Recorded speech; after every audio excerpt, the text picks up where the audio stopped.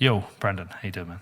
I'm doing great, Peter. Thanks for having me. Thank you for coming in. Thanks for flying in for this, dude. Really appreciate it. We did an interview just a bit over a year ago. Proved to be super popular. At that time, it was one of the biggest shows I'd ever done, like top 10, I think. It was a topic a lot of people were talking about at the time, fourth turning. So I think it's a good time to revisit it. So thank you for coming back and doing this. I know you've done a lot of prep, but how have you been anyway? You've been well? I've been great. Yeah, it was a very easy question. Do I want to go to Miami in the winter? Where I live, it's quite cold. There's snow on the ground, no sunshine. So easy yes for me. And I'm very passionate about this topic. It was actually a personal thing for me last year.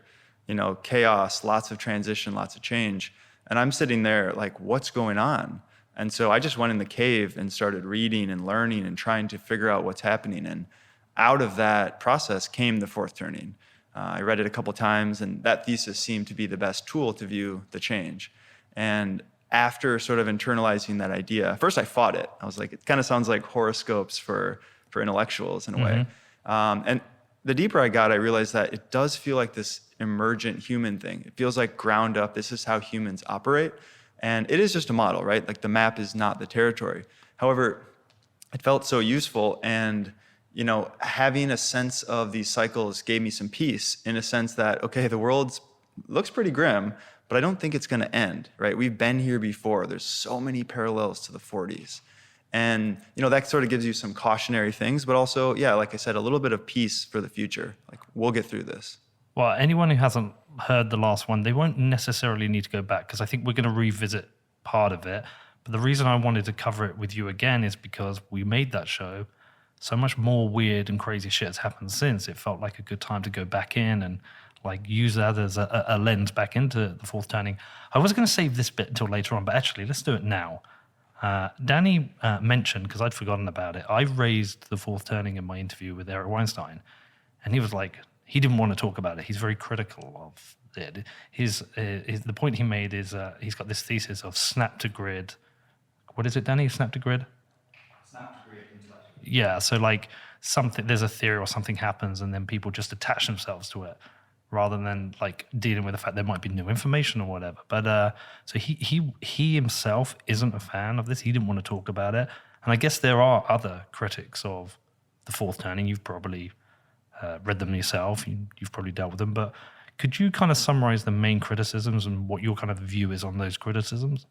Yeah, I would say, let's see, I get two main criticisms. One is from the Bitcoiners, and in our beautiful arrogance, we say, well, now Bitcoin's here, the cycles are over. And to be honest, that was my first read through the book. That was my thesis. Like, yeah, but technology changes things. And then I went a little bit deeper with the material, spent more time listening to one of the authors, Neil Howe. And then it became clear that this is just a human thing. And we kind of talked about it earlier. Like, yeah, the technology changes, but human nature doesn't change very much. And so it's really about looking at the mood. And I think that's the important part. It's not predicting exactly what's going to happen. It predicts how humans in a group respond to catalysts. And I think that's kind of like my answer to the Bitcoin thing is, yes, new technology, but there was new technology in the 40s. There was new technology in the Civil War and the Revolutionary War, and a lot of things have changed. And yet this process continues. And so that's criticism one. Another one would be, it's just like horoscopes for intellectuals. And what that kind of reduces down to as an argument is that you're just sort of looking for patterns that don't exist.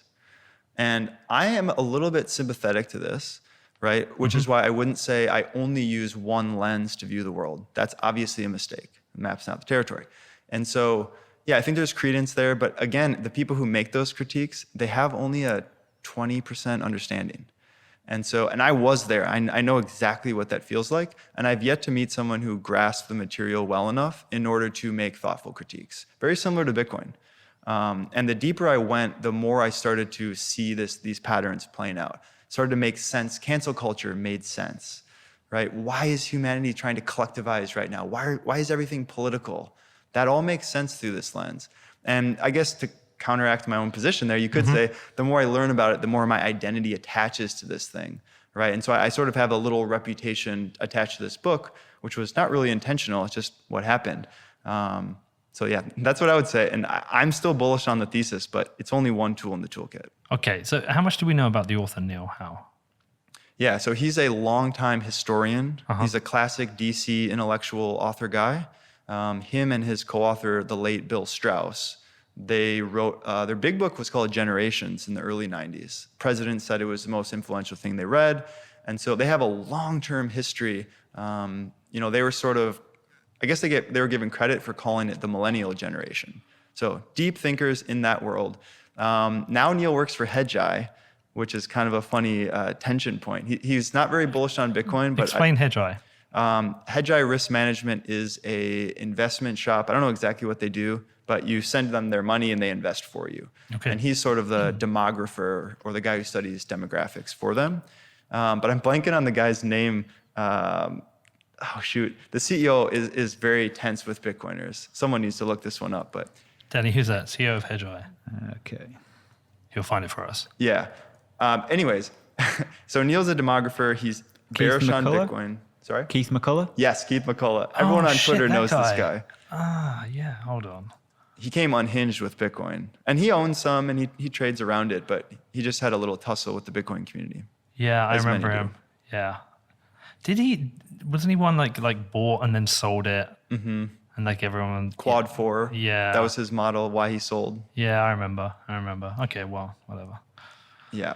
So yeah, Neil's a classic DC guy. I would say Bitcoiners would call him a statist. I would say he has much more optimistic views of government than Bitcoiners do. And so that might be the one tension point or difference in ideology that matters. Mm-hmm. They call me a statist, so I'm okay with that.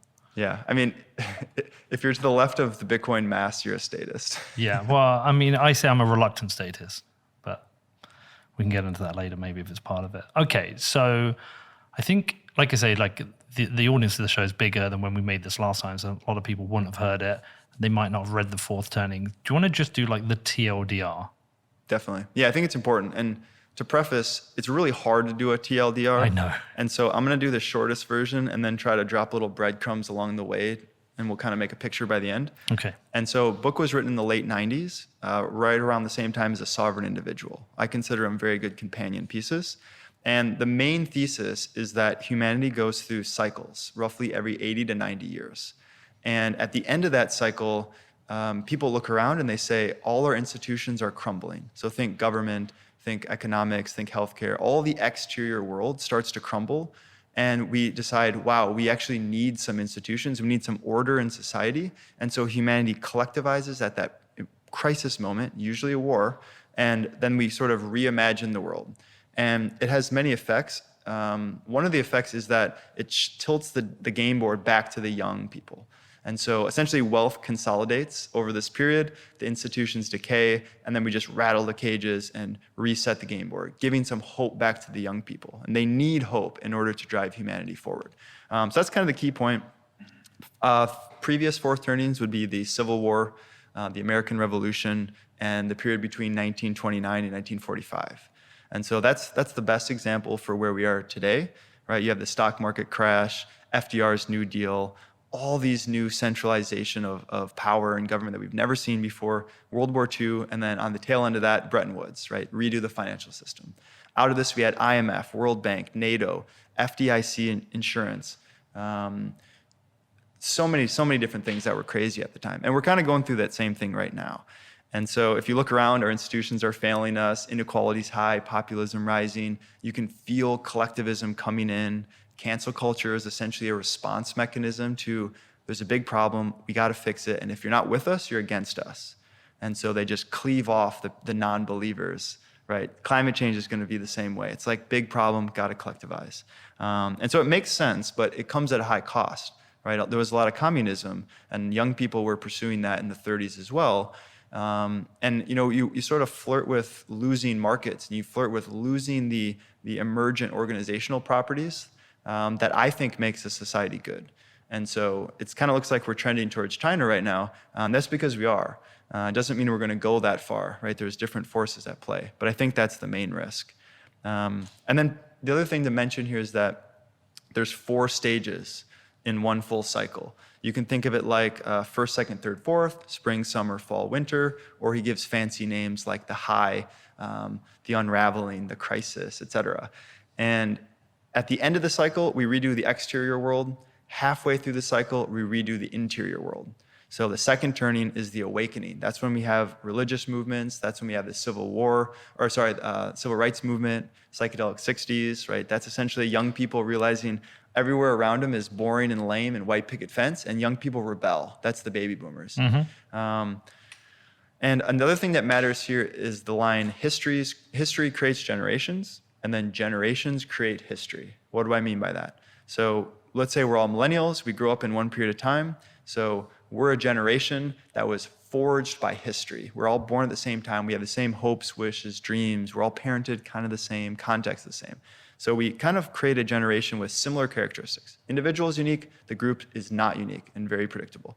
Then they turn into adults, right? Young people go to old people. What do? They rebel against their parents. And you can sort of follow that generation and track them over time, depending on what stage of life they are, and predict the mood, predict how they will respond to catalysts. That's the key.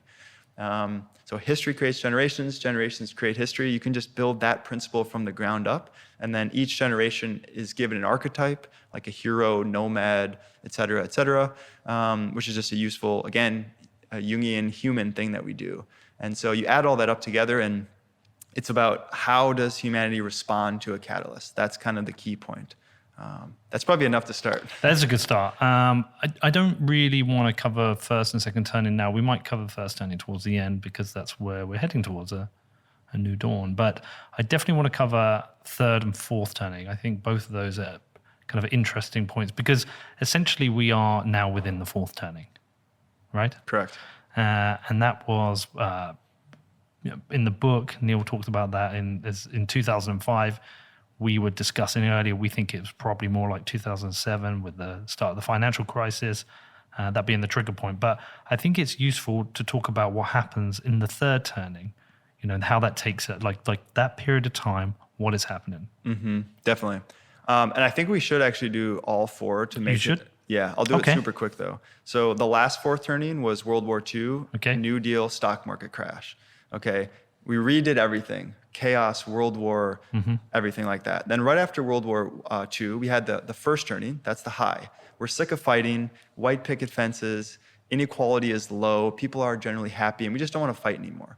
And the boomers who were born during that generation, they grow up and they rebel against the sterile white picket fence. There's no music, there's no culture. So they rebel, that creates the second turning.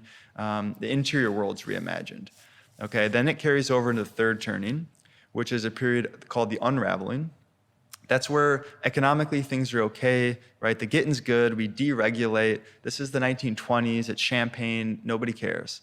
Then the fourth turning strikes around 2008, and we realize, okay, the world's burning, institutions are failing, and it's time to actually do something about it, right? In the third turning, nobody cares.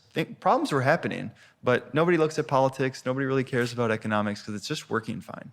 Right, the fourth turning catalyzes all this civic engagement. That's a really key point today, is going to be civic engagement. In the fourth turning, we get rid of religion and we replace it with civic engagement or politics. That's why everything's political right now, because collectively we realize there's a big problem. And so every election matters and we all focus in on politics. And so it gets really tense and it causes problems. But I think it is a natural response to trying to fix the big things. Yeah. Okay, so let's talk about third turning, though. I think that's an important focus point. So I'm taking a quote from the book. Today's third turning problem, crime, race, money, family, culture, and ethics will snap into a fourth turning solution. Okay? And when we talk about a fourth turning solution, we're not talking about that these are going to be positive solutions. We're talking about the societal response to them, which they think is a solution. So as an example, if we talk about race, which I know you haven't gone hugely into, but we were just theorizing the race issues of the third turning. One of the inflection points was the riots in LA following the Rodney King, the acquittal of the police who beat the shit out of him, the war on drugs, and the prison system, the three-strike rule. been pretty punitive towards black communities. So there has been a race issue. We've seen that manifest itself as a crisis in this fourth turning with BLM and Black Lives Matters. Is that a fair kind of summary of one of those key points? Yes, definitely. And you touched on a really important point, which is that this thesis looks at opposing forces in a pendulum, right? Mm-hmm. Is capital strong? Is labor strong? Okay, are we individualists? Are we collectivists? Are we globalists? Or are we isolationists? And I think that's just important framing for all these things, because your point was in the third turning, there was a lot of race problems. But what the response is, nobody wants to fix anything. So politicians downplay all the problems in the third turning. And they will just try to minimize any issue, to sweep it under the rug, just here's another glass of champagne, go on your way. Then in the fourth turning, that shifts. And instead of minimizing problems, politicians lean into the problems. That's where you get Make America Great Again, Hope and Change, Build Back Better, right? All of those slogans embed the ideology that there's a problem and I'm your savior. I'm the politics guy. I'll come and save the day. And so with race, it's the same deal. Prior, we would say there's no race problems in the 90s. Obviously there were. Now we're seeing even the slightest thing that could sort of smell like racism is the most racist, horrible thing imaginable. And so politicians lean into that, and they kind of, again, pendulum swung back the extreme opposite way. Everything's racist now. And politicians use it as a tool because people want to latch on to problems right now. That's just the mood we're in. And so, yeah, they just slurp up all the popular support. Populism's everywhere in the world right now, and that's just how the fourth turnings go. But as politicians pick up these ideas and lean into them, they are still non-partisan issues, right? There is still conflict in politics around these issues. So is it parties are particularly picking specific issues, and there's a reason why the opposition party, we're talking about the US and a two-party system, that are always opposed. It's like there doesn't appear to be anything that Democrats and Republicans agree on right now. I mean, they agree on money printing. Well, yeah, well, they do and they don't, Brandon, because you say they do because under the Trump administration, they were printing money. He was sending out stimulus checks. But now that Biden has his infrastructure bill and wants to print money, there are Republicans who are coming out against this. They are opposing this. And they were saying, look at inflation. Look at these inflation numbers under the Biden administration, not realizing that actually it takes years. Like this is years of money printing that's led to the inflation now. So I think they're being a little bit disingenuous. Yeah, I mean, I think your point's valid that there are opposition to these ideas, but I think the key point is that the center of mass in politics shifts a little bit, right? The noise is always there on the fringe, but I think that the center, where all the masses shifted towards collectivism. And I mean, I think if a Republican was in charge, we'd still be printing money, maybe a little bit less, and it would go to a little bit less social justice warrior-ish items, but we'd still be printing a ton. And we can get into money printing because it's not really a social thing. But I think then the Democrats would be challenging and opposing this. It's a bit similar to how prior, like very early on in COVID, the Democrats were very much against vaccines.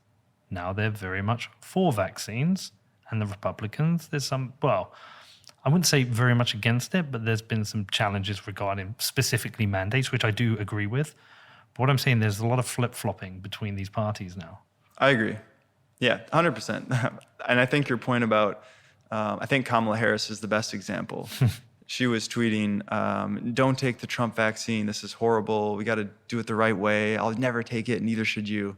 And then, 6 months later, a year later, she's saying the literal exact opposite of her position. And there's tons of examples like that. And our administration has done this tons of times, right? Like, don't wear a mask. They don't do anything. Okay, now you have to wear a mask. And we can list endless examples. And it all comes back to the fact that we don't trust our institutions anymore. Mm-hmm. And they don't deserve our trust. The media is more or less useless or harmful. Government feels like a disaster. Who's in charge here? The banks, everything. Even international institutions. Mm-hmm. All trust has been lost in the World Health Organization. Specifically, I mean, there's multiple things you can point to, but specifically, do you remember that interview with the guy and they were talking about Taiwan, and they just like cut them off. Wow. Remember that, Danny? I don't remember that. I'll have a look. Yeah, look that one up. Anyway, let's go back to the money printing. Yeah, so I guess the tricky part here is that if I'm a central banker, we can demonize central bankers all we want, and there's probably good reason, but in reality, I think they're acting on their own incentives, and they don't have a choice. The interest rate's at the zero bound. We have too much debt. We can't pay it off. And this happened in the 30s as well. What happened? A giant expansion of the monetary base, and that gets our percentage of debt to GDP down a little bit, which we need to do. Now we have aging demographics, so increased liabilities coming in the future, so even more pressure. And they essentially have three choices. They can go into austerity mode, which there's no political capital for. Nope. We can go into increase the GDP, which could happen if we had like a white swan event where we invent nuclear fission or some crazy technology that changes everything, unlikely. Or we go into a period of soft default, right? Where we just increase the money supply, which devalues the real value of debt for everyone. And it sort of just resets the financial system. So, a decade or two of financial repression. And, if you own hard assets, you're going to do okay. If you own financial assets, bonds, et cetera, you're going to do pretty poorly. And from their perspective, it's print money or have a revolution. And that's a pretty easy choice for politicians. And, they're going to, the downside of this is we're going to see inflation. And so we're going to be gaslit the whole time. And Bitcoiners have been calling this out for years, but, you can't even say the I word on Twitter, right? You get called a crazy person. Now the Omicron variant is to blame, not that we increased the monetary base by 40%. Or that inflation is good for us. That article that came out, I think it was I can't remember what it's called, whatever it was, the article. The inflation is good for you. Like that moronic article. In the Intercept. In the Intercept. Exactly. Yeah. They're going to gaslight us the whole time. And so what does that do? I mean, if you're ahead of the curve, you can ride this out and do okay. But most people don't have time to look at this stuff. And so they're going to be hurt pretty bad. And I think Bitcoiners make that point often. But I think there's something here that Bitcoiners miss, which is that it actually might end up being a good thing for the little guy. Okay. I think you might like this one, but Neil Howe calls it equalizing forces. Okay. And so the general thesis is that right now we're going to go through chaos, right? And the big guys with all the money, they have more to lose. The little guy has nothing to lose, no wealth. And so the big guys need to navigate this a little bit better. And during fourth turnings, we have to tilt the game board back to the little guy. And so, inflationary decade's inevitable. We're going to go through all that kind of stuff. Financial assets get wrecked, but the outcome is at the end of the fourth turning, okay, the little guy's going to get wrecked all through the next decade, and they're going to really struggle. But if they can get through this period, theoretically, we're going to reset financial asset prices. We're going to reset the game board. And in the first turning, let's say the 30s through the 50s, I do predict a period of increased equality, economic equality. Okay. More opportunity. And I'm not going to put a lot of weight on this thesis, but this is what happened every time during fourth turnings. And so there's a little bit of optimism for the little guy if we can get through the hard part. Okay. I mean, it's tough to justify, though. It's tough to sell that. I agree. Yeah. Okay. So the money printing part, is this the crisis moment of the fourth turning? One of the crises. It's a good question. It feels like it. It feels like the big one. But at the same time, I don't know. I foresee we have about 5 years or so until the peak. And so it's really hard for me to put any confidence on a prediction right now. Yeah.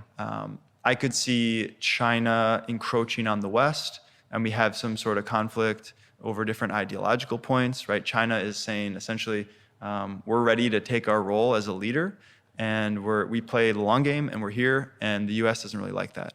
And so I could see some tension there. I could see tension over the monetary base. I could see a US civil war happening, sort of like a states fracture, your neighbors fighting each other, similar to the Revolutionary War or the Civil War or the Spanish Civil War.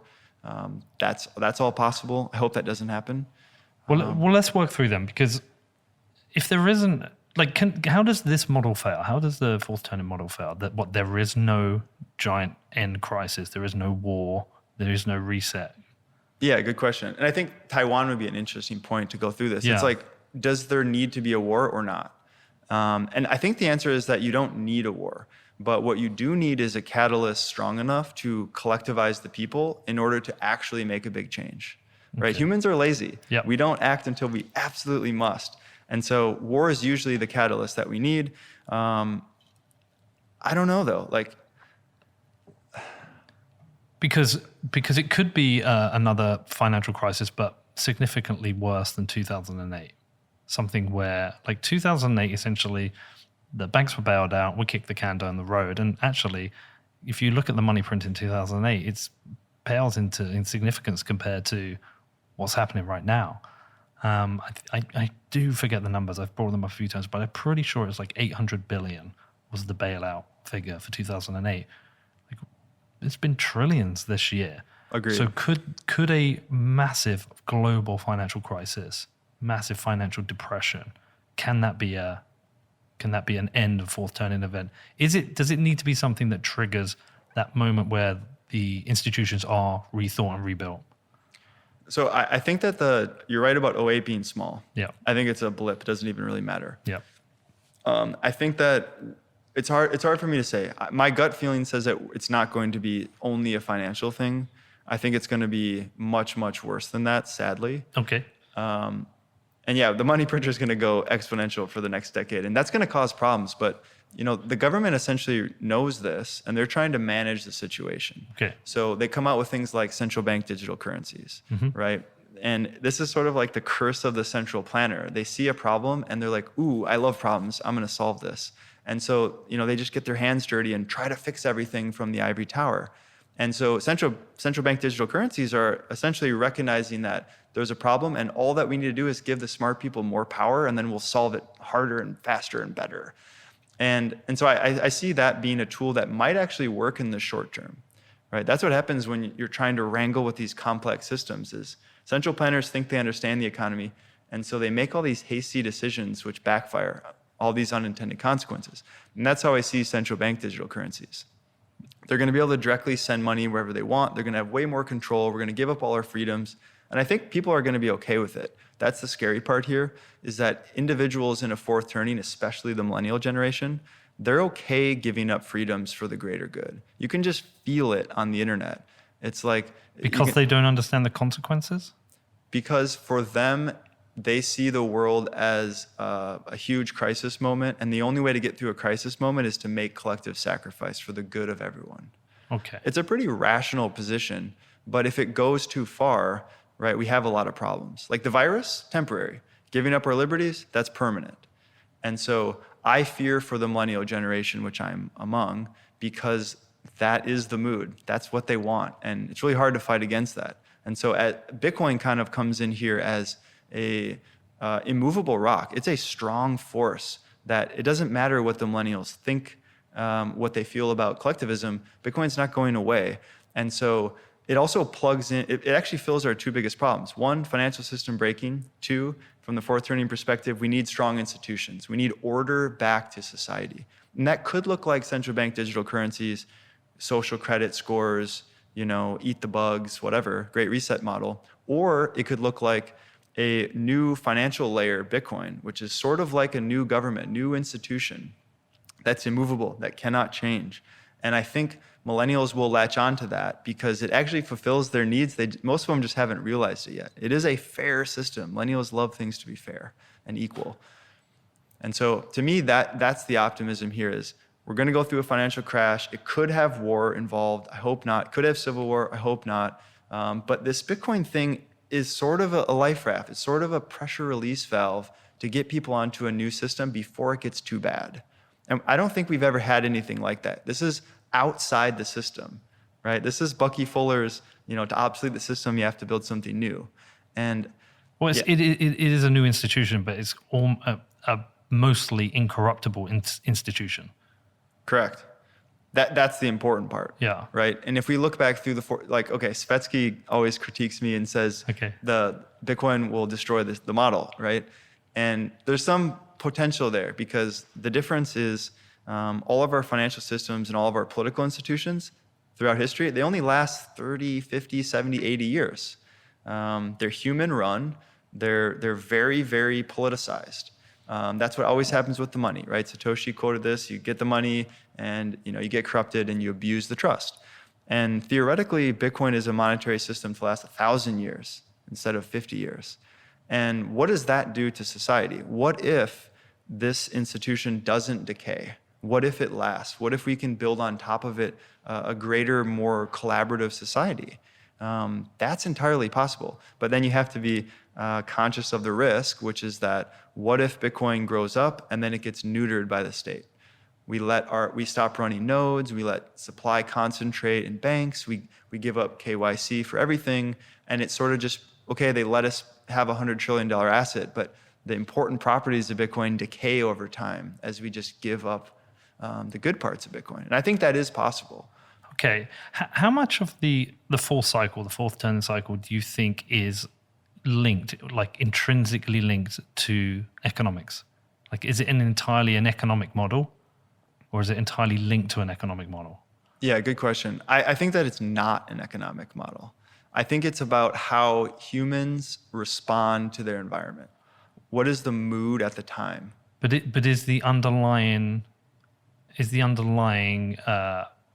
mood created due to the financial situation? I'm trying. How do I best word this?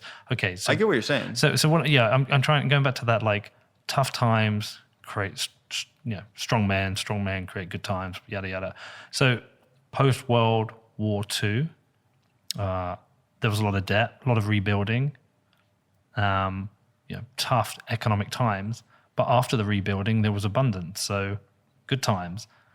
Correct. So I'm wondering how much money and time preference plays into the cycle. You don't think it does it?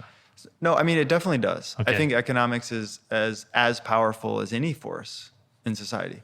And so what I would say is it's the mood and the environment upon which we act is part of economics. It's part of just generally politics. It's part of family life. It's how are our parents raising the kids? Do we go and are we religious? Are we not religious?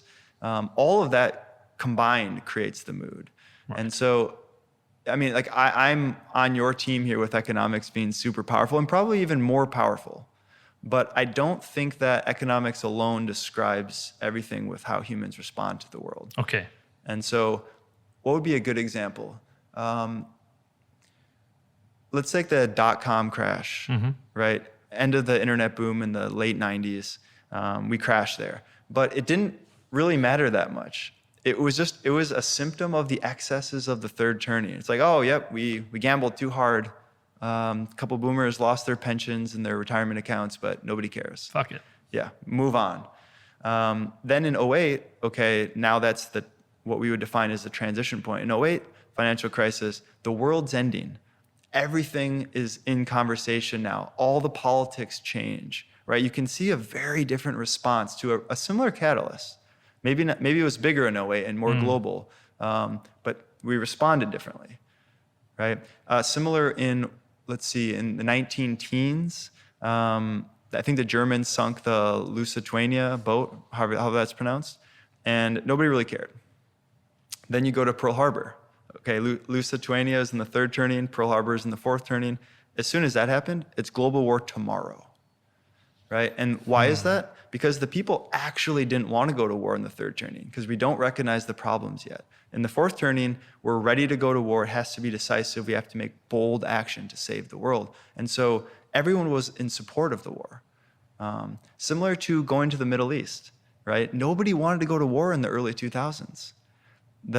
We had to have 9/11. Then we had to have our politicians lying about weapons of mass destruction just to convince us to go to the Middle East.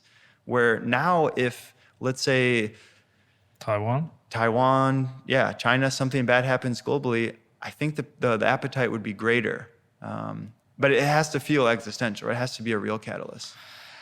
Okay, let's talk about Taiwan because that's a good lens for this because certainly we've seen China completely destroy many of the freedoms that people enjoy in Hong Kong. Hong Kong now is not what it was. Under, I think, when did British rule end? Something like the 90s, when Chris Patton left. Is it Chris Patton? I'm trying to remember things from my childhood. But I went to Hong Kong a couple of years ago, had a great time. I wouldn't be going there now because everything I've heard. They're replacing local Hong Kong laws with Chinese laws, and it's now just part of the Chinese state. Now, the rhetoric is Taiwan is next, and Taiwan itself is expressing concerns this is going to happen.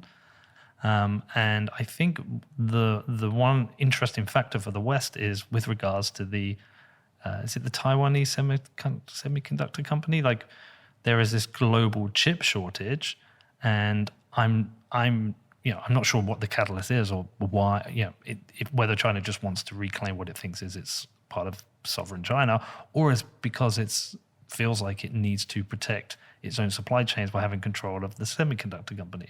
We also have potential of buildup of troops on the Russia-Ukraine border. So there's two scenarios there that have potentials for wars that multiple countries would get involved in. My only thing there when I consider might war break out, is that it feels like the stakes are too big for a global war now. Yeah.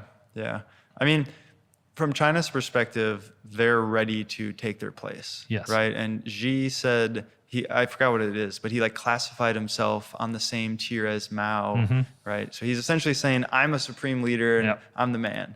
And if I'm him, thinking through his lens, I want to leave a mark on the world.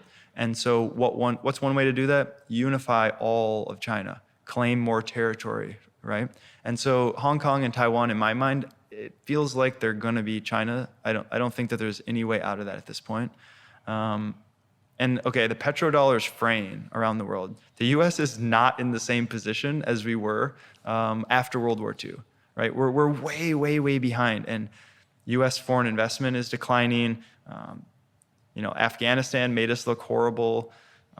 Lynn Alden had a great tweet, which was essentially that U.S. trade deficits flow to China primarily, and China doesn't buy U.S. treasuries anymore with that extra money. They buy hard assets. Mm-hmm. And so we're essentially funding China to take a stronger position geopolitically. And China plays for keeps, right? They use the confessions of an economic hitman model of like the IMF and stuff, where they'll give loans to, recent example, Uganda. Uganda couldn't pay their loans, so China says, great, we own your airport now. There you go, yeah. And so they're doing this all over the world. Soft they're doing imperialism. it exactly. They're doing it very fast. And so I don't even see, I think our allies might not be our allies forever, right? China is the trade partner for most of the world now. They're the largest commodity importer. And, to counter all this, China also doesn't produce any innovation. China just takes what the West does, steals it, and scales it. Yeah. And they're really good at it, and they're ruthless. And so, I don't think China's model is a good model. And I think it's a scary competitive model for at least a short term. And innovation has to happen somewhere for our species, or we're going to screw this whole thing up, and certainly not coming from China. With regards to timing, I think, Beijing Summer Olympics next year, so they're not going to do anything before that. But okay, next fall, next winter, what's stopping China from making steps? And they'll probably slowly do it like they're doing with Hong Kong, and pretty soon it'll be too late. With TSMC chip fabs, that's very scary. Normies are aware of supply chain crisis, and normies know that chip shortages are bad, right? They see the car prices go up and whatever. America is responding. We're scrambling to put chip foundries in the U.S. and Arizona, Texas, et cetera.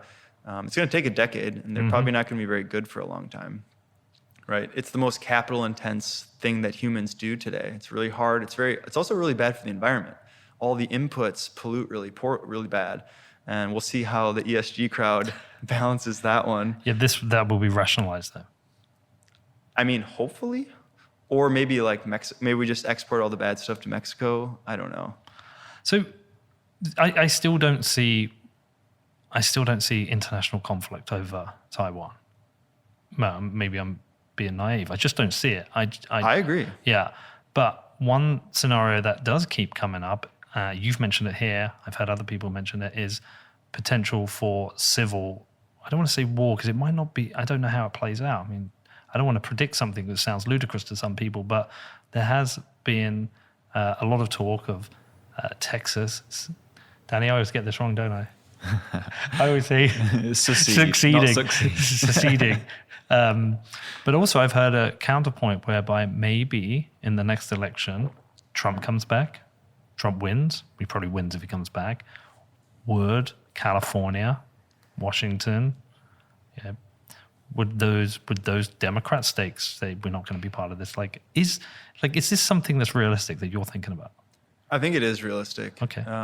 It's not in the central government's best interest, and so I don't assign a very high probability of this happening in any short period of time. However, the mood is right for this, right? You can feel the difference between the coastal elites and the middle of the country rural people. They genuinely hate each other. And the coastal elites take the position that we are the smart, educated people, so our opinion is true and it's right. And the Trump supporter, anti-vaxxer, rural people are all racist, bigoted dummies. And so, and the rural people are like, hey, we're really not like that. And so there's a huge tension. And a recent poll, maybe 5 years ago, 28% of Americans said that they support secession. And that was 5 years ago. It's probably gone up a lot since then. And so let's say a third of the population is supporting that. That's a large amount. That's roughly the same as what the Revolutionary War, what the Patriots wanted compared to the Loyalists. So the conditions are right.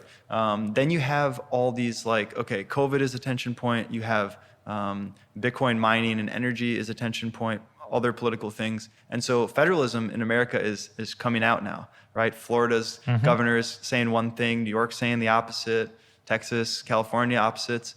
And so, yeah, I think that the tensions are real. Will it be some sort of North versus South, big bloody war? I don't think so. I think it would be more like a chaotic fog of war, decade of isolated incidents and escalating violence, and eventually just having to redraw the lines on the map. Again, I would give this a lower probability. What do you mean by redraw the lines? Like, who's part of the United States? Yes, yeah, that's what I thought you meant. Are there separate states or are there not? I don't know. To me, I'm very supportive of states' rights. I think that's the most important thing that America has going. Yep. Innovation comes from competition. Mm-hmm. You need separate silos to compete with each other in order to produce good ideas. And you also need a frontier, which is another angle. You need some place where the innovators can go where they don't feel stifled, right? That's why all the brain drain's coming into the Bitcoin space and the greater decentralized, whatever we're going to call this space. It's because the old world's dying and it's boring and it's lame and there's just a tight box around it. Then you come in Bitcoin land and you can have radical ideas. You can bounce them off other people, and that's where the real innovation goes. So traveling around the US, states' rights is something I'm most envious of the US, living in the UK. I can't move anywhere else in the UK and materially change my life because the rules are different. I can go to Scotland and there's slight differences, and I can go to Wales and there's slight differences, but there's no fundamental difference. There's no different approach to taxations, or there's no different approach to marijuana laws. We are the same wherever you go. Whereas you come here and if I wanted to move to the US, I'd have a choice. If I move to New York, I have to deal with XYZ. If I move to Texas, I have ABC, and it's I have those options on different taxes, different laws, different ways of life. It's quite different, and it goes back to one of those things Balaji talks about, where that vote with your feet is actually much more powerful than the ballot now. You talked about the brain drain into Bitcoin, but there has been that brain drain out of Silicon Valley, and certainly people moving out of San Francisco who are moving to places, let's be honest, they're red states. They're moving to Florida, they're moving to Texas, maybe some few to Wyoming. But you're seeing that. What I don't understand is, because I'm not American, you might know more about this, if Texas made that decision, what could the federal government's response be? Can they block it? Do we even know how it works? Yeah, it's a good question. I think the opposing forces are, what does the Constitution say? Yeah. And then what is the executive branch, who appears to dismiss the Constitution very confidently have to say, right? Like OSHA, the OSHA law trying to make all Americans be vaccinated to go to work, that's probably not constitutionally acceptable. So what the government did is they tried to find a sneaky backdoor way to use OSHA to enforce it, right? And so the tricky part is, are we going to enforce the constitutional rights, or are we going to let the government squash it? And that's, I think, the scariest point here. And it's also tying in like, okay, the Fed and the government are going to merge. Corporations and government are going to merge. That's very scary, right? If government and corporations are like friendly competition, that's good for the people. But if they team up, the little guy is in bad shape, right? Then two of the main power sources are consolidated and we look really bad. And it brings me back to, I think I stole this from Naval originally, but there's only two ways to coordinate society at scale: cooperation or coercion, right? Cooperation would be free markets. Coercion would be force. Do you want BTC? Do you want CBDC? Okay, and I think that is true. And the central government wants power. It's in their best interest, but it's not the best interest for the people. And if we don't want state-enforced violence forever, then we need to push back on this. We need to preserve markets. We need to preserve this financial institution that is Bitcoin, that is non-discretionary and can't be politically captured. Otherwise, great. We get through another fourth turning. We put a Band-Aid on it. We build new human institutions with slightly different, colors. And then in another 80 years, we're going to be doing the same thing again. Or we take this Bitcoin path, and maybe this fourth turning doesn't lead to war. If we want to be optimistic for a second, I think Definitely want to be. I am optimistic. Yeah, I think Bitcoin could serve as that institution and prevent the war, right? Before things get too bad, you're essentially just, as people wake up, they're just adopting a new system rather than getting so bad that they feel the need to fight, right? And we're seeing, for example, El Salvador. I love this example. So whatever we want to say about Bukele and his authoritarian tendencies, he's bringing freedom money into the country. So even if he screws up, he just empowered his people to not listen to him anymore. Okay, then what about the IMF? Okay, the IMF shakes their finger at Bukele and says, we're not going to give you a loan if you keep messing around with this Bitcoin thing. And what does Bukele do? Say, eat a bag of dicks. Yeah, he should post back at him. Yeah. And then he goes, I'm going to crowdfund. This is the important part. I'm going to crowdfund $1 billion by selling a volcano bond. Just middle finger to the IMF.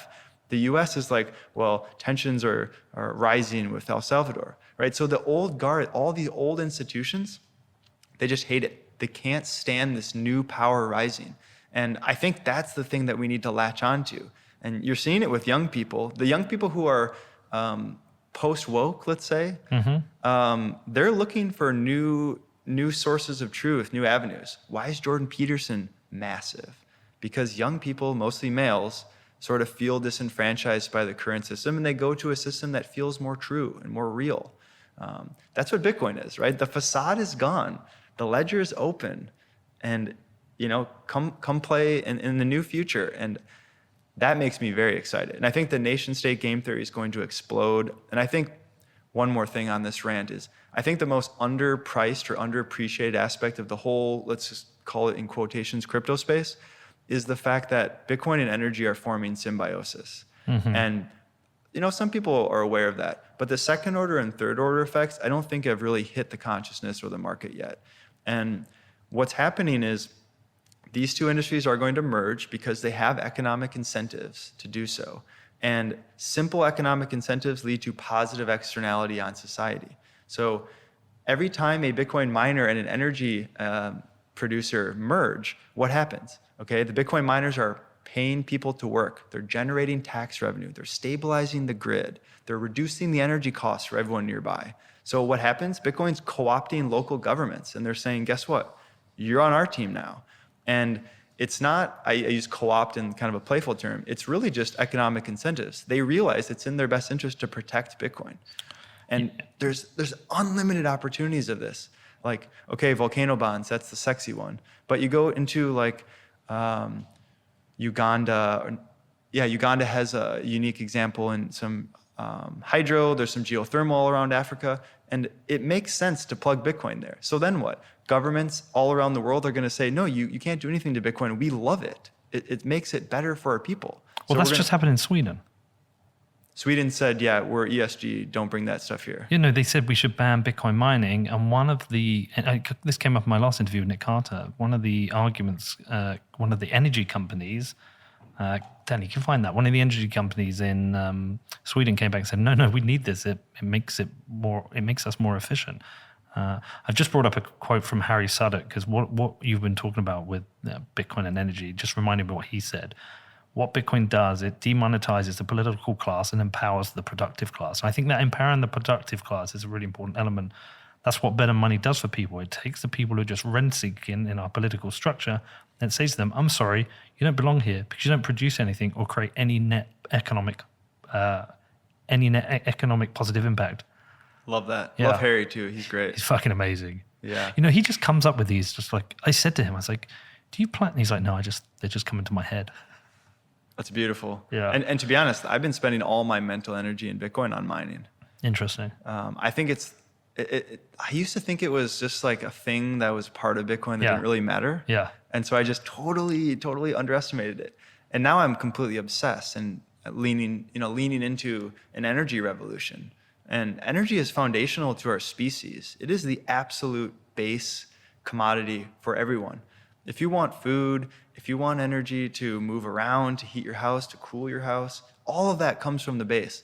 And so if Bitcoin it sort of is like a free market catalyst or a free market subsidy. It makes your capital investment cheaper. It makes your ROI faster, right? It literally stabilizes the grid and reduces prices. And so if we scale that for 100 years, what does our planet look like? Right? Well, it's one of those positive externalities that Satoshi could nowhere have planned for. True. Yeah, that's true. He said one CPU, one vote. Yeah. And now we're saying, let's mine Bitcoin with volcanoes. All right, we're going to come back to Bitcoin. Just one other thing I want to talk to you about is when we recorded last time, it was November 20, so it was about a year ago. We were good, I don't know, what's that, 7 months into a global crisis of sorts. But since then, last year, it's expanded to be mandates. We're seeing mandates with regards to passports. We're seeing mandates with regards to vaccines. And this is splitting society. We have those who are fully supportive. You said people who will give up freedom for security. We have people who fully support mandates, fully support locking down half of society. Well, I mean, in Austria, you cannot leave the house less once a day for exercise if you've not got a vaccine. And I believe, and again, they have to be fact checked, I believe that by maybe February next year, you have to be vaccinated. If not, you will be fined. And if you don't pay the fine, you can go to jail. Now that is I'm not a conspiracy theorist. I'm not extreme right. I think that's fucking scary. And that can fracture society. And these kind of decisions could lead to revolutions and they could lead to civil wars. I agree. I think you framed it well. It's very, very, very, very scary. And it happened fast, right? Mm-hmm. It was incremental, but if you look back just a year or 2 years from now, life is very different. And let's go through this a little bit, the mandates and how it ties in. The left, again, the center of mass in politics is left-leaning compared to what it was, let's say, a decade or two ago. And their position is we're all in this together. It's the big grand war against COVID. If you're not with us, you're against us, right? The ends justify the means. These are the phrases. And we have to act. And the right says, well, we shouldn't trust government. We shouldn't trust pharma. Our long-term rights are more important than short-term security. And so how do we break this down? I think charitably, the central planners are just reacting to their incentives. And we could say that they're overreacting. They're trying too hard and doing too much. You can't just stand there, right? You got to do something. And so, but what does that lead to? That leads to unintended consequences. Mm-hmm. Their intentions, let's be charitable. Let's say their intentions are pure. The outcomes are going to be really bad. And so I don't care what your intentions are, your outcomes matter. And so I think that's the most important thing to focus on here is what are the actual outcomes? And from my perspective, it looks like a money grab, a power grab. It looks like taking advantage of a situation for your own individual gain, never mind the cost. It looks like guarding information. It looks like free speech is questionable. It looks like science is now religion, right? These are these are very dangerous paths. And I think we should be vigilant about this because, we shouldn't give up our rights for some vague sense of security that doesn't even appear to be working. And so again, politics is now, we got rid of religion, right? Fourth turning hits an all-time low, and we replace it with something. We always have that God-shaped hole in our heart. We're attaching it to politics, so it's no surprise. And it's become so big. And to your point, the division here is massive. Families do not see each other for Thanksgiving. Families destroyed, don't talk to each other. What's going to happen if the tension boils over and the state pushes too hard and then the opposition says, okay, it's time to fight? It feels like right now everyone's digging in their heels more and more and more. It doesn't feel like anyone's budging an inch. And so if that boils over, we could actually get into war. I hope not. And the politicians are exaggerating the pain again for their own benefit. So they're adding fuel to the fire. And I think one more point here that's just really, really important is with regards to Fauci and science. So some congressmen, I think Rand Paul and a few other people, are essentially saying Fauci should step down. You're doing things poorly, whatever, step down. And Fauci goes on and says, you can't criticize me. If you criticize me, you're criticizing science itself, because I speak for science, which is the most terrifying, dangerous, also ironically, the opposite of what science is, right? Science is an error-correcting method. Science is a process for uncovering truth. There's no such thing as science is settled. You can't trust science. It's the complete opposite of that. You test science, you don't trust it. And so, yeah, he's saying I'm the Holy Scripture, when in reality, he's making judgment calls about public policy. He's telling you how you can interact with your friends and family, who can buy food, who can travel. None of that is scientific. And so, to me, these are very concerning things. Where do we go from here? I don't know. It feels like a, quote, post-truth world where humanity seems to be unable to find truth. And the narratives we're so focused on these narratives, and they seem to be just not zeroing on truth. Like our sense-making ability is just going haywire.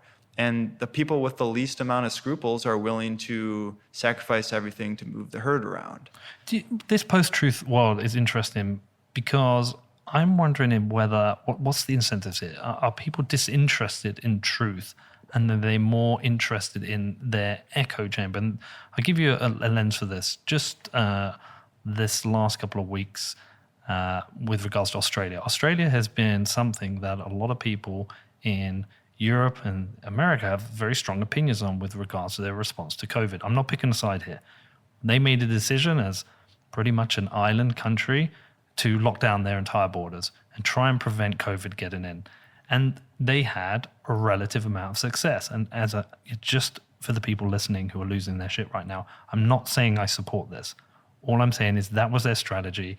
And they did quite a good at keeping COVID out. And, as part of their strategy, they had some things that felt very authoritarian. You could not leave Danny here, based in Australia. We had to write to the government to try and get him out to come and work. It was a difficult process. Luckily, because he is British, we were able to do that. But other people just cannot leave the country.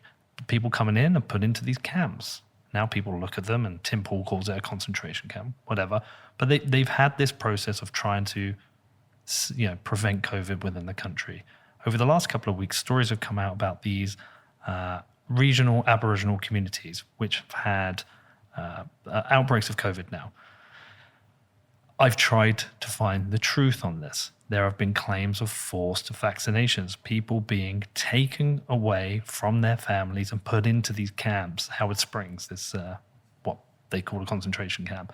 Now there is opposing voices that are coming out and saying, I was speaking to Claire Lemon from Quillette about it, somebody who Tim Paul has gone hard at, and she's trying to say, no, it's not. What you're saying is not actually what's happening. These communities are of people where there could be 30 people living in a house. They have higher comorbidities. An outbreak of COVID is more dangerous. What's happening is I can't remember if the police or army, but are going in offering support, saying, look, if you're not vaccinated, here are vaccines. If you're positive of COVID, you should probably come to Howard Springs to protect your families. All I find is trying to find the truth. I find extremes. Trying to honestly say, look, I think I found some information what's going on here. Oh, you're a communist. Oh, you're supporting the left. Like, there is punishment for trying to find the truth. There is reward for supporting your echo chamber. And I find that really challenging, Brandon. It is challenging. And it's directly from the fourth turning thesis also, which is that we've identified that it's crisis time and we have to get together, pick a team, and we're going to battle. It doesn't matter if there are consequences, there are, but the ends justify the means, right? And so people select a team and they go headstrong towards that team. No one's looking for truth, right? Politics is our religion. Our identities are tied to what side we're on. And so you see all these divisions, and they're real. And you're right, nobody's looking for truth. And that makes it really hard to figure out how to go forward. And in a way, it feels like a simulated war, right? There's a quote I have here somewhere where it's essentially, I think it was a maybe William James quote. Essentially, the thesis is you need war because war achieves something in society and it leads to productive outcomes. And so, in a sense, humans like naturally go to these conflict points, not intentionally, but the outcomes are that we collectivize, we make radical change, and on the other side, theoretically, we're better for it. It's like we're hardened through this crucible, and the long term's better. I don't know how to solve that tension. I feel it in my personal life with friends, with family, tensions growing. It really sucks. Yeah. And I've had some like one-on-one long conversations with someone with very different political views than me. And the funny part is we're actually a lot closer than people think. And I think this is generally true in politics. We sort of like attack the straw man of each other rather than like we're like 70% overlined and let's just find the differences where we disagree. And it pretty much came down to the fact that I think we're responding a little bit too much to the threat. And they're saying, no, this threat's really big. We need to do whatever we can to solve it. And I think that's pretty much the divide here. I think people are mostly trying to do the right thing. But again, the road to hell is paved with good intentions. Yeah. And so it doesn't matter what you think. It doesn't matter what your intentions are. Hayek had an amazing quote. It was like, we don't have an issue with problems. We have an issue with solutions, which is so beautiful. It's just the central planner instinct. And they feel justified in their actions. And they feel like they're doing the right thing. That's the scary part, right? They can totally defend their position. And one of my favorite authors, Aldous Huxley, he also warned of the central planners in Brave New World. Yep. And interestingly, he wrote that in like the 40s, I think. And then he wrote another book a decade later called Brave New World Revisited. This is him just going, yes, I wrote that dystopia. Here's how things evolved. Here's how to prevent essentially my dystopia from happening. And one thing stuck with me, which is that central planners view society as if we're insects, right? You can just have the queen bee and all the worker bees just operate in this like hierarchical, rigid, super linear fashion. However, humans aren't like that. We're more like a pack of wolves, or we're more like wolves who operate in a pack because of collective benefit, right? One wolf can't take down a moose, but a pack of wolves can, so they work together for a shared interest because incentives are aligned. It's like Bitcoin. Just like Bitcoin. Just like Bitcoin. Okay, let me give you another angle on this. It's quite interesting. So I had a huge argument with my brother about a year to 18 months ago. And we were discussing Trump. And I'm not a huge Trump fan, but I took the Trump side just to challenge my brother. My brother historically is being quite left, quite progressive, obviously cannot stand Donald Trump. And I took the other side and just kept challenging him, just kept just poking a little bit. And it became this huge row. And what's been really interesting is my brother, we've been orange pilling him, me and Danny and a couple other people over the last 12 months. And it's worked. He's become super orange pilled. And now, I'm not saying he would defend Trump, but the topics we used to row about, we can now talk about in a civil way, because through the lens of Bitcoin, I think he's realized that he's kind of realized the problems with central planning, which he didn't realize, I think, before. By the way, he'll listen to this and maybe tell me I'm wrong, but historically, he believed in central planning. And I think he, through the lens of Bitcoin, has realized central planning is completely and utterly flawed. But that came through orange pilling him through Bitcoin. His first thing, he read Satoshi's white paper. He still cannot get his head around. It's like, this was 9 pages. The entire thesis for a new global system was theorized in 9 pages. And since then, he's just been going deeper and deeper down the rabbit hole. And the majority of his outlook on the world, government and institutions, has changed. And it's a fascinating thing. But it was what Bitcoin did it, which takes me to that, back to Bitcoin with you, is that Bitcoin, you've talked about Bitcoin can be the thing that brings us together, that crosses the divide, that crosses the aisle, that hopefully brings solutions that maybe stops us heading into crisis. But why is that? And is it because I think the biggest lesson I've taken from Bitcoin is time preference. And I wonder how much of the fourth turning cycle also is down to time preference. Good question. First, I want to address what you said about Bitcoin. So it is this weird catalyst, this weird chaos agent that gives you a new lens on the world. And you have to earnestly interact with it, right? You can't have just I read an article in the New York Times version of Bitcoin. You have to really get dirty with this thing. And after doing that, you realize, okay, the problem Bitcoin solves is really big, and I didn't even know it existed. Yes. Yeah. Right? It's totally sub-perception. And then you go, weird, okay, what else do these Bitcoin people say? Oh, they talk about that too. Oh, maybe that's of a similar problem. Maybe Bitcoin, okay. And you just kind of follow, that's the rabbit hole, right? You start uncovering this.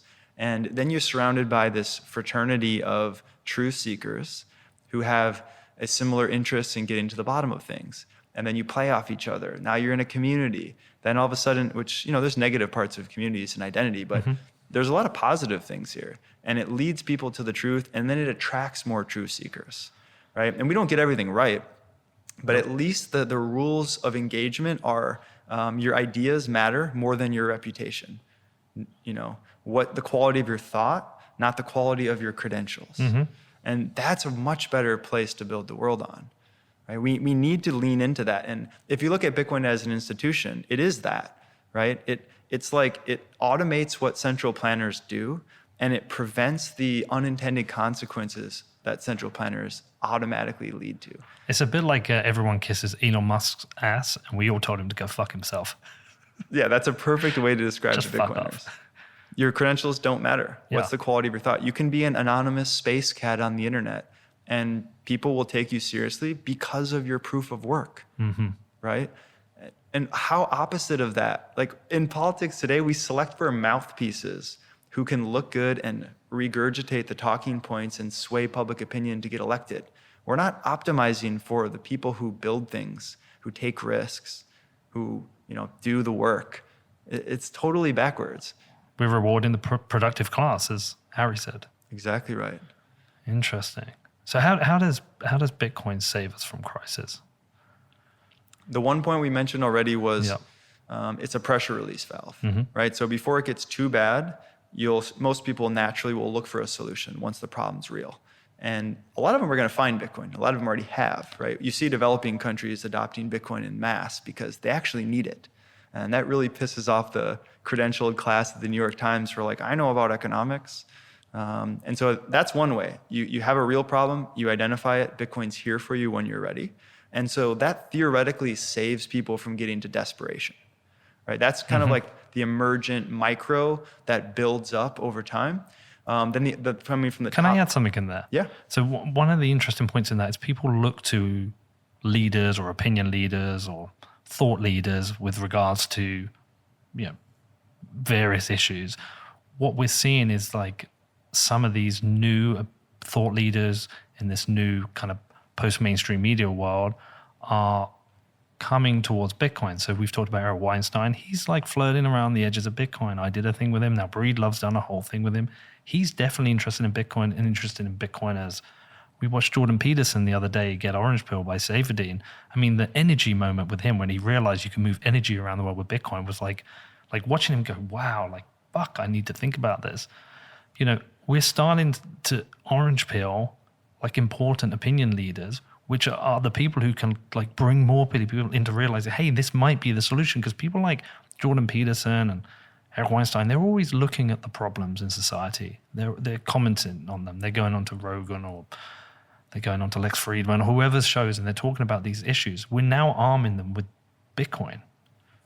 Yeah, it's a beautiful thing. Yeah. And yeah, I mean, Jordan Peterson's probably the most important Bitcoiner, I think. I think I agree. And at least for this stage that we're in, I think Michael Saylor and Bukele have a unique spin. It's like the corporate model, the state model. But Jordan Peterson's model is like the people who already value personal responsibility are so ready for Bitcoin, they just don't know it yet, right? It's a lot easier to orange pill his followers than it is to, the progressive left wing of American politics. It's going to be an uphill battle, right? You're going to have to fight them along every single step. All of their priors fight Bitcoin, but Jordan Peterson's the opposite. Well, yeah, but I think we've missed a trick with that because we have this ESG fight and we've all focused on the E, but actually Bitcoin really supports the S and the G, the social and the governance. Like I think there was a Dan Moorhead at Pantera wrote this whole piece about ESG and people missing the S and the G part. Like everything has been focused on the E because it's an easy attack vector. But this has come up in a few interviews recently that I am worried about Bitcoin becoming politicized. We talk about Jordan Peterson and Eric Weinstein, but also there's this like new class of politician who is becoming orange pilled. We started with Lummis. We had Warren Davison. We've now got Ted Cruz, which always surprises me. But also, we're getting reached out by people who are kind of Congress hopefuls who are campaigning on the campaign trail. A lot of them are starting to adopt Bitcoin and talking about sound money because they realize they've got to serve their constituents who are being they're having their the savings and purchasing power destroyed by inflation. They're realizing Bitcoin's an answer. So there's this whole group now. Yeah, I think you touched on something really important, which is that Bitcoin has something for all political flavors. Yeah. Right? The left actually loves Bitcoin. They just don't know it yet. Yeah. And it's packaged up in this brutish, aggressive, in-your-face tone, which is kind of like a holdover of the early times in Bitcoin's history. And I think Bitcoin now is starting to attract more normie-friendly voices, right? Like a Lynn Alden can speak to anyone and command respect. Yep. Whereas insert X hardcore Bitcoiner from the early days, they probably can't get the message across. So the message was never actually even being wrestled with. And so I think there's a whole progressive Bitcoiners thing on Twitter that's growing. I think that's a good thing, right? Mm-hmm. Bitcoin is fair money. How could you not be supportive of this institution that doesn't require politicians or bankers? Okay. How is Elizabeth Warren not obsessed with Bitcoin? Her tirade against the banks. Well, Here you go. I had the exact same conversation with Nick Carter earlier. Her she went after Mnuchin. And she went after the link between Wall Street. She was basically saying there's an arm of Wall Street within the White House. But I think what it is they've been misled by the FUD.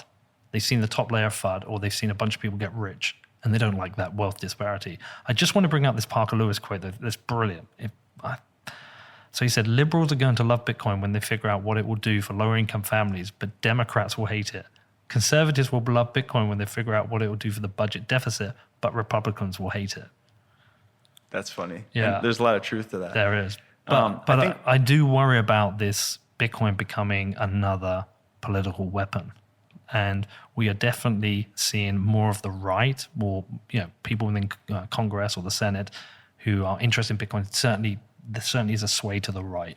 Yeah, it's absolutely true. And it makes more sense on the nose for the right. Of course. But I think the problem that the left needs to overcome, and I don't think this is even overcomeable, but I think it's kind of a tension point, is the left wants strong government generally. The right wants less government, right? And so the left would be more in favor of the idea of Keynesian economics where you manage the economy. Mm-hmm. And they're just we just need the smart people at the top and we're good to go. And we just have to protect all the evil billionaires from getting too much power and redistribute wealth so everyone's fair. Bitcoin is essentially recognizing the fact that we shouldn't have people in charge of the money. And that is a radical idea generally and extremely hard for the left to grasp.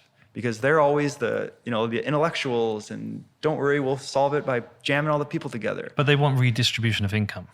They do. And that's a hard thing to get over. Yeah, it is. I think over the transitionary period with Bitcoin, it's, the faster Bitcoin's adopted, the more carnage there'll be. right? And I think that there is a risk there. But like, okay, we exported all of our manufacturing jobs, right? We're not going to just turn that ship around and produce labor jobs, like reasonable middle-class jobs. We're not going to just do that in a day, right? It's going to take a decade, 2 decades, 3 decades. And so, yeah, we can like argue about sound money and if that's moral or whatever, but the alternative to sound money is the state steals from people. And on paper, redistribution, okay, I can get down with. Sometimes it's unfair and you don't want to have your neighbor starving. I can get down with that in an intellectual sense. However, what that leads to is a cartel of the rich and powerful making rules for them at the expense. They don't care about the little guy. They throw the little guy scraps so he shuts up. It's bred in circuses, right? And so there's a difference between like the idea of what you want philosophically and then what humans do with too much power. And I think that's the fundamental thing Satoshi identified. Power gets abused. Humans do that, even with good intentions. And so I think we have to bite the bullet here and separate money from state and go through the hardships that comes. We're already going through the hardships, by the way. Without Bitcoin, the world's messed up. And so we can't pretend that Bitcoin's the iceberg that sinks the Titanic. It's not like that. It's Bitcoin's the life raft. The Titanic's already sinking. And so I think we need to lean into the fact that less human oversight is actually better. But again, that's a radical idea. That's markets also. The left is kind of concerned about markets because what they view as capitalism, it's not working wealth inequality. Well, that's not from markets. Markets and distribution of decision making, that's what creates the wealth in the beginning. So yeah, it's a big tangled mess, but I think it's time to bite the bullet. Could the fourth turning war be a war on money, or war for money? I think so. War. Yeah, I think the state will try to centralize power and create a CBDC. I think China will. So okay, 2 things. One, China could encroach. Their version of a monetary reset might be different than the West. That could create tension. Also, I could see the West, Europe, and America creating CBDCs, and then maybe people don't actually want that because it actually is bad. But communicating, that's going to be hard. I agree. People are going to love CBDCs at first. They're going to love it. Yep. I've tried to talk to people about this, try to frame it for them, try to make them understand what this actually means. I mean, I don't even like the loss of physical banknotes. I despise the thought of going to a world of just digital money. I mean, unless it's Bitcoin. But like, I hate that idea. Yeah, I think that's a really important point. CBDCs are going to be popular through the fourth turning lens. The mood is, let's collectivize, let's make radical change, let's make it fair again. And CBDCs will be pitched that way. Secretly, or maybe not secretly, I hold out the hope that the American political establishment or members of that will identify Bitcoin as the right solution for America long term. And I actually think that that's true. I don't think we want to copy China because we're fundamentally different. And the things that make the West good are different than what makes China good. And so if we adopt their version of social credit scores, centralized control, I just think it will be incongruent with the people here. And I think that matters. And so I'm holding hope out for individuals to bump into Bitcoin through their own incentives locally, realize that this is good for them, and have that emergent process happen in America. Right? We're seeing mayors, we're seeing governors, senators, congressmen, energy companies, corporations, individuals. It's happening. Now, is that force strong enough? Will it build enough momentum in order to actually compete with the central planning class? And the more the clown world continues to screw up, the more Bitcoiners we get, right? It's a one-way street. You don't come to Bitcoin and then go, yeah, never mind. I would like to go back to wage slavery, please. Never happens. Yeah, I think this is why the argument or the pushback against altcoins is also super important, because right now, altcoins, shitcoins, they are certainly winning the war on narrative against Bitcoin right now because they're fun and they're exciting and they're sponsoring Miami Heat Stadium and shit like that. And you can get rock JPEGs and you can get, go to parties and there's a lot of money going into this. It's all exciting. Bitcoin's kind of like boring. We want to separate money and state, yada, yada. It's true. But I think at the same time, we have to like really stand our ground with this. And, I think Parker Lewis and the people in Texas are doing a really great job. They've identified, like, we can make Texas the Bitcoin state. And they are arming themselves, and they're arming politicians, they're arming Governor Abbott, they're arming Ted Cruz, they're arming people with why this is good, why this is good for the energy sector, why this is good for Texas. And I feel like that seed, and I know there's multiple seeds in the US, there's one here in Florida and one in Wyoming, et cetera, and all over the place. But that seed that's being, that's been planted there by Parker Lewis and grown, to me, it's the kind of like, it's the opposite of what's being done with the Chris Dixon A16Z crowd up in Silicon Valley, where they're trying to push all kinds of shit, WorldCoin and all that fucking bollocks, Web3 token bullshit. Yeah. A couple of points. One, yes, the whole greater crypto space, it has more mass appeal. Normies do not have the priors to understand why Bitcoin's important, right? Most people get into the space for something other than Bitcoin. If you're in the West, you're looking at technology, you're looking at blockchain saves everything. And that's a really good funnel for Bitcoin, actually, right? Not everyone, but a lot of people end up finding Bitcoin, go deep enough to appreciate what it is. And so I think it's important to recognize that the greater crypto space is going to be a top of the funnel thing for Bitcoin. And I go back and forth on this, like, should we try to scold people, or should we just try to like steer them in the right direction? Like, how, where are we at in that spectrum? And I don't think forcefully telling people doesn't works. work, dude. Even if we're right, the student is ready when the teacher appears, right? They're not ready for that message. And so it's almost like build content bridges to show that, or do a better job of speaking to people outside our ecosystem, more normie content. And I think that that's happening. And so that's one way to look at it. Another thing is Bitcoiners are probably going to be looked at as wrong for a while. And that's the hard part here, is like... We've got used to that. I think so. But not from the greater like cultural thing, yes. But I think there's going to be a point where like the whole crypto thing is big in the consciousness, and it looks like Bitcoin doesn't matter. But all of that is hype and fast money. And there's some maybe kernels of truth there, but it's mostly inflated by hype and fiat money and end of the debt cycle gambling, which is common during this period. But in the long game, Bitcoin users are sticky. That's the difference here. There's no sticky users to these blockchain projects. Nope, that's very true. They come and go. People adopt Bitcoin in the West because they recognize what it is, but most people outside of the West adopt Bitcoin because they need it. You can't tell someone in Nigeria to go sign up for ESG blockchain DAO to save the world kitties. Like, they don't give a shit about that. They care about solving a real problem in their life, and Bitcoin solves that. Lightning Network solves that. And so maybe Bitcoin grows a little bit slower during the hype, but the users don't leave. That's the difference. And it gets stronger every time in planting the roots. And it's actually okay that it's like that, right? Because we don't need Coinbase users as much as we need self-sovereign Bitcoiners who care about what this thing is. Again, going back to the previous point, we can't lose the principles of Bitcoin just for some shiny, bull market nonsense. We need to stick to our principles, because this thing is special. It is unique. It is sovereignty as a service.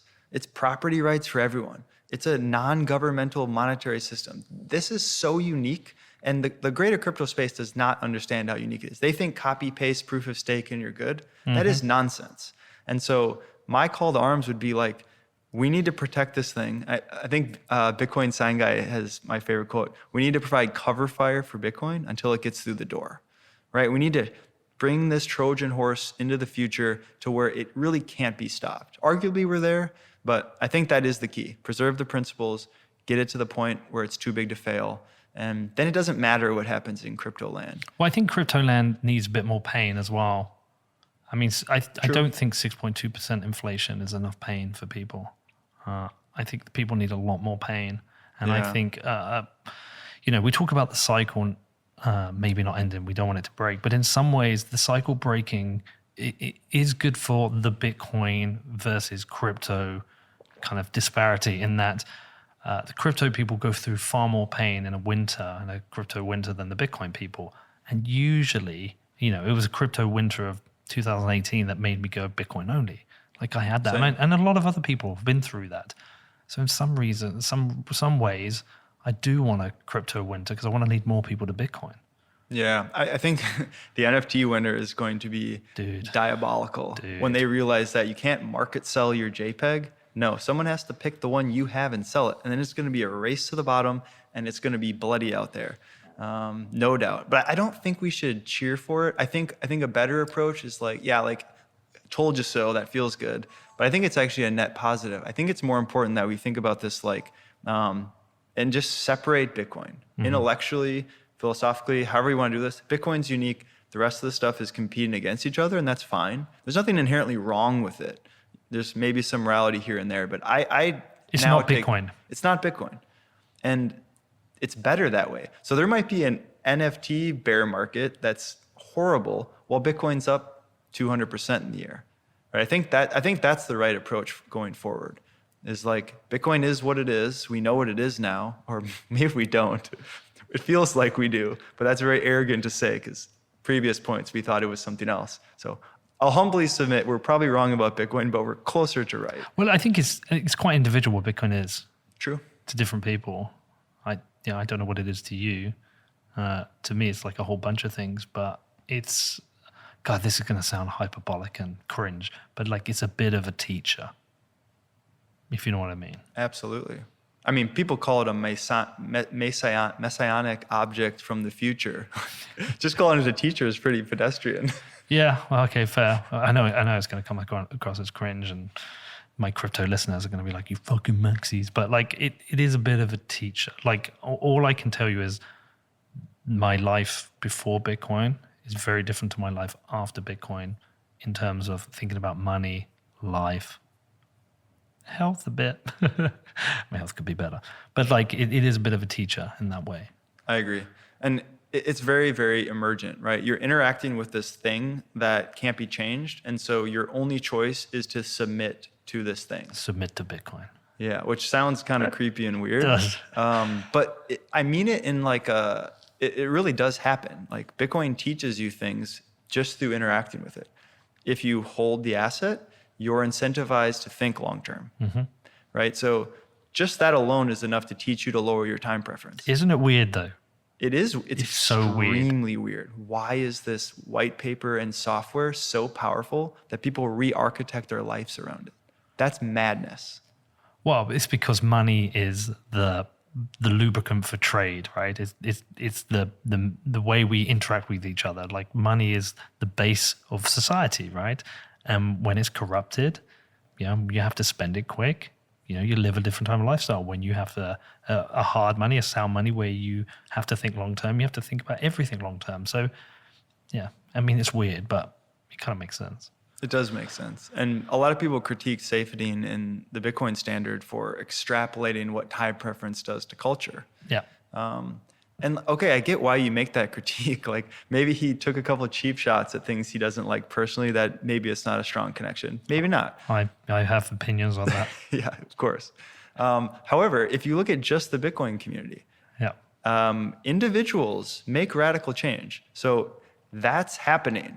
So maybe he took some liberties, but you can't argue with the facts on the ground, which is that Bitcoiners are getting in shape, they're thinking long term, they're having babies. It is a radically different culture, and it's not just attracting the people that are naturally into it. Like I was left-leaning politically my whole life until Bitcoin, like embarrassingly left compared to how I feel about things now. And it radically changed that perspective for me. It gave me an out. I was a nihilistic, intellectual lefty making phone calls for Bernie Sanders' campaign in 2016. Like live for the moment, trade all your things for experiences, like comically looking back. And Bitcoin gave me a new lens to see the world. And it actually integrated different parts of myself, like different identities if I go back in my life. Like in college and after college, I was like frat boy, business guy, sales douchebag, make a lot of money, exterior world. And then I got to the end of that cycle and I was like, I don't want to be this. So I went the complete opposite way. I went like hippie traveler, nomad for 5 years with the wife, just backpacking around the world, literally complete opposite. Then I came back to Bitcoin, pendulum swing comes back. swung back in maybe a little bit more in the middle. I can integrate the markets, capitalism, external side of me, and I can integrate that like, it's not all about material, have a good life, experiences, relationship side. Integrate those two, and that's what Bitcoin is. It's kind of like, and that's why I say there's something for everyone, because depending on what you see in it, what you need, it presents itself differently. And, that's my personal story. You extrapolate it on everyone. And so again, sound money or lower time preference, it has dramatic impacts on people. And then you multiply that by this fraternity of people who have similar values. In my mind, I've always felt like slightly as an outcast. I can chameleon into little. That's why you found subcultures. Bitcoin. Correct. That's why I found it when I did. You did, yeah. Right. In the future, people will find Bitcoin. They don't have to be outsiders. Uh-huh. But earlier, that's a strength. And also, I'm very highly disagreeable. Also common with Bitcoiners. But I guess the point I'm driving to is then you have this community that sharpens your thinking, that pushes you to go farther. People I respect. So if I write something, I want it to be good, right? And there's like this social pressure to be the best version of yourself because you have a community. And humans are tribal. I don't think we should deny that. It's in our evolutionary DNA, and we see it play out, and people say it's a bad thing. I don't think it's necessarily bad. I think it's just how we are, and it can be bad. It can manifest itself poorly. But the reality is tribes hold you accountable. They build you up. They make you feel good. They tell you when you're screwing up. They lift you up when you need it. That's just super, super human. And so no wonder why you see people on Twitter being like, I found my family, or, and I definitely feel that. Well, that's also true. It's really interesting in that you suddenly, like, you can go anywhere in the world and, put something on Twitter, like, I'm in Atlanta, any Bitcoiners here? Yeah, like 10 people have come down, and you don't know each other, but you're going to get on. And you might not agree on everything, but you're generally going to get on. You're going to have a great conversation. You're going to go and have some food, have a beer, and hang out, and it's just going to work. I don't know. Maybe there are other communities like that. I just don't know of any that exist like that. It's not like I could go to Atlanta and say, hey, Liverpool game's on. Any Liverpool fans? Oh, fuck, Dan. What's the score in the Liverpool game? Big game right now. I've double booked us for Liverpool v Everton, the Merseyside derby, by the way. But like, you could turn up and there could be a bunch of knobs and you wouldn't get on with them. But I've just found, like, when you travel around, there's a lot of people that you can really get on with this. It's kind of weird. Yeah, you're speaking of something important, which is that this is fundamental values overlap. Yeah. Football is superficial. You like a team, whatever. You might love it. You might consider it not superficial. It's not to me, man. But compared to... I just bought a football team. Congratulations. Thank you. Compared to base values, how do we relate to government? How do we relate to our family? How do we relate to our food? The base stuff, Bitcoiners overlap on. It doesn't matter if you eat meat or you're a vegan or you're left or you're right or whatever. Like, yeah, there's maybe some tension around there. But really, to your point, you can throw a text up and say, any Bitcoiners come for a drink, and you're going to instantly get on with everyone. And what I think a lot of people miss here is that I host meetups, by the way, in Minneapolis. We have a really great group. Shout out Bitcoiners in Minneapolis. But what's funny is that we don't talk about Bitcoin that much. You get together and, yeah, okay, we see the world through that lens, but really you're friends with shared values, and like you're talking about Bitcoin adjacent things more often than people think. Interesting. What's the score? It's tomorrow. Oh, for fuck's sake. Phew. I thought it was tonight. Oh, who are we clashing with tomorrow? The mayor. For fuck's sake, man. That's bullshit. Okay. A couple of other things I want to talk to you about just before we finish. Talk to me about the real super cycle. Yes. Okay, so this is kind of just a cheeky point, but people have said, okay, the super cycle theory, I think Dan Hill popularized it, which is essentially that we're not going to have a bear market. We're just going to keep grinding up because, it's time. And I think there's some credence to that. And the way I would frame this theory is essentially Bitcoin hasn't really changed that much in the last 10 years, but the context around Bitcoin now is way different. It's sort of taken its place as a macro asset. We've upgraded the level of buyers. It's been de-risked. All these things could lead to a future where the world's burning down and Bitcoin's rising. I think that there's something to that. What I'm saying with the real super cycle, again, cheeky, is essentially that all of these cycles seem to be overlapping at once. And, okay, we have the fourth turning, so demographics lead to a crisis. We have the long-term debt cycle, so we have to redo the financial system. We have the sovereign individual. We're transitioning from the industrial age to the information age. We have the age of Aquarius, which I don't know much about, but it's essentially a 2,000-year cycle that apparently we just transitioned to. We hit peak globalization about a decade ago. That's now reversing, right? Foreign trade as a percentage of GDP has already peaked. We've essentially stretched our economic expansion through fiat money to its limits, and now populism's in control. What else?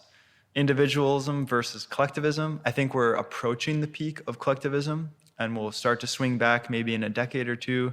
And so essentially you lay all these up together and they're all cresting at the same time.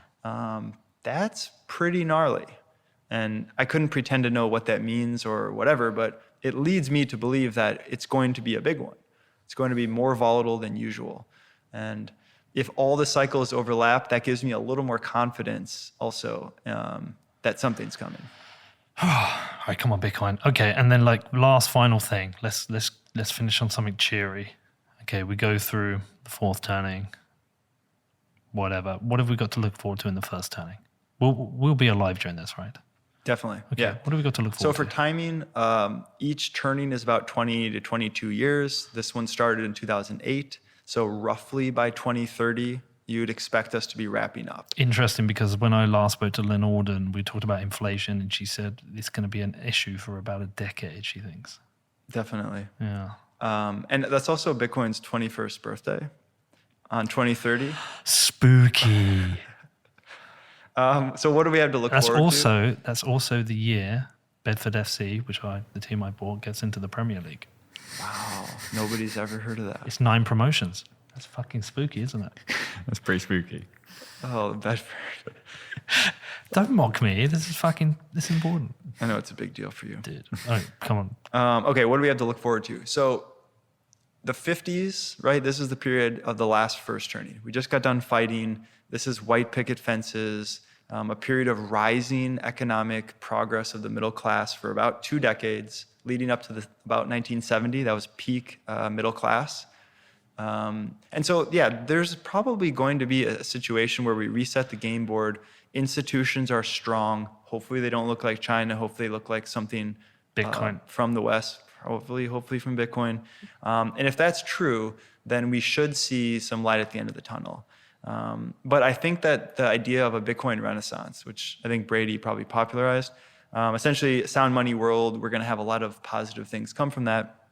I believe that that's true if Bitcoin does what we think it's going to do. But I think it's going to take a lot longer than we think, right?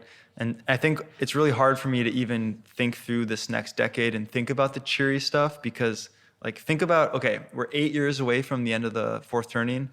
That would put us at around, like, the late 30s. So we had a recession in 37. We went to World War II. We came up with the IMF, the World Bank, the Bretton Woods system, empires rise and fall, and totally massive changes in that last 5-10 years. And so I predict similar level of volatility or more now. And so I'm scared of that period, but if we look forward, we're going to figure it out. Humans are not going to end our reign here. And if we do it right, and we're right about Bitcoin, Bitcoin will be the base layer of a new bright future. And I'm optimistic about that. That's why I'm here. That's why I don't care about NFTs, even though they're probably going to be massive because humans like things like that. I care about the long-term mission, and I view my life successfully if I do whatever I can to help do this thing for our species. And what does it look like? I mean, I think going back to Harry's quote again, right? You're shifting the power back to the producers and away from the political class. And it's going to be an emergent thing. I foresee centralized governments being less relevant, kind of the sovereign individual thesis. We're already seeing that game theory play out. Bitcoiners are highly mobile capital with ideological principles, and we're ready to come build wherever you'll have us. And enterprising young countries like Bukele, like El Salvador, they're going to observe this. And they're going to attract the talent. We're going to come there and we're going to make it succeed. It's like now that El Salvador attaches itself to the Bitcoiners, we have this incentive, even if it's sort of like a base instinct, but we can't let El Salvador fail now because it makes us look bad, right? So it's emergent incentive alignment. Energy everywhere is going to be attached to Bitcoin. those countries are going to support it. Other countries are going to fight it, right? And that just pushes the miners out of the hostile environments and puts them into a more long-term aligned relationship. That's the game theory. That's the game theory. I'm sure we're going to look back on China's banning of not only Bitcoin, but Bitcoin miners as one of the biggest geopolitical mistakes of the last century. Totally agree. Just like when they went all in on silver, and just like when they got rid of all their big ships because the merchant class was getting too powerful, and they gave the seas to Europe, right? Massive blunders. And that's the China way. It's like, we're doing it our way. We're not doing it your way. And that's our opportunity, right? They pushed it out. We should lean into this hard. We should throw away the idea of CBDCs, and we should lean into Bitcoin. It's extremely American. It's good for American people. It's good for the Western ideology. It's good for the long term of our species. We need markets. We need competition. And this is what, in my mind, is our best chance of saving markets. And if we don't have markets, it's over, right? It's not going to end immediately, but it's a slow decline to being over. Going back to China produces no innovation. They can't do it. Gives me hope for my children, man.